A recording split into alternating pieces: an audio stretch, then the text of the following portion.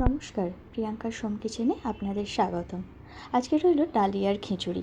প্রথমে কড়াই বসিয়ে পরিমাণ মতন ডালিয়া নিয়ে নিয়েছি। একটু কড়াইতে নাড়াচাড়া করে ওটা নামিয়ে রাখবো। এর মধ্যে কড়াইয়ে তেল বসিয়ে দিয়েছি, পেঁয়াজ দিয়ে দিয়েছি। পেঁয়াজটা ভাজার জন্য অপেক্ষা করব।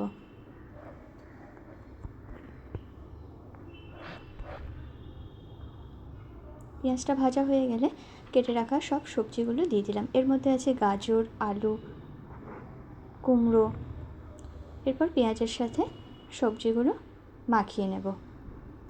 একটু ভাজা হয়ে গেলে সবজিগুলো তার মধ্যে দিয়ে দিলাম ধুয়ে রাখা ডাল, মুসুরির ডাল নিয়েছি, আর ডালিয়া। এগুলো আগেই ধুয়ে রেখেছিলাম, সেগুলো এর মধ্যে দিয়ে দিলাম। আর এর মধ্যে দিলাম হলুদ আর পরিমাণ মতন নুন। এরপরে সব কিছু একসাথে নাড়াচাড়া করে নেব।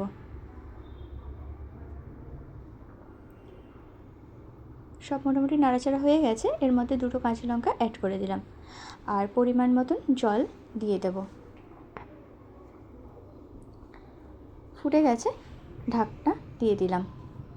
অনেকক্ষণ বাদে ফিরে এলাম, ঢাকা খুলে দেখছি যে সবজিগুলো মোটামুটি সেদ্ধ হয়ে গেছে।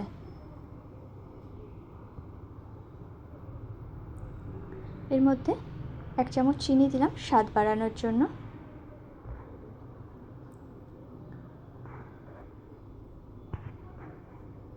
এটি ছোট বড় সবাইকার জন্য একটা হেলদি টেস্টি খাবার।